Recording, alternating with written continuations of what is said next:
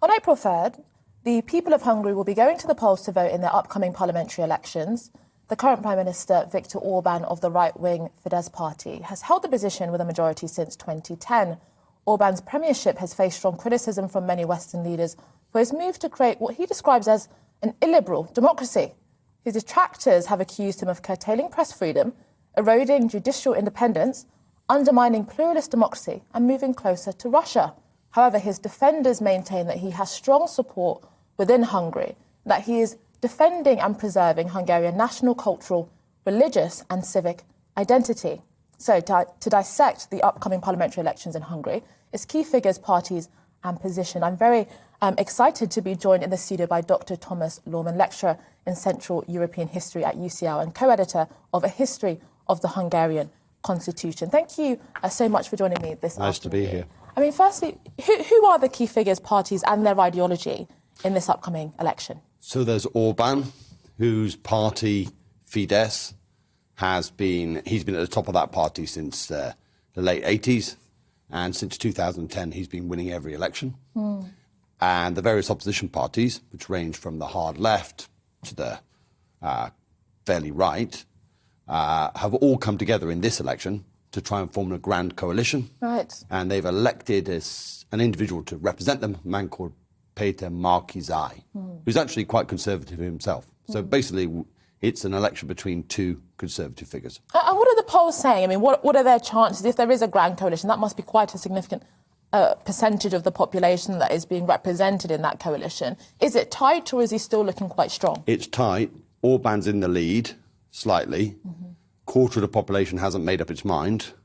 My guess is that Orban will probably feel that he can win this, but it's going to be fairly close. Unlike previous elections where Orban always won 2/3 of the seats in each parliamentary election since 2010. So I mean, and those are kinds of majorities that you just don't really see generally across Europe. And some people have said that that's some of the reason why there's been some tension within the EU and other Western European countries, that they're almost surprised to see that he has that much support. That's right. Although, to be fair, the parliamentary distribution sort of over-represents his popularity. But you're absolutely right.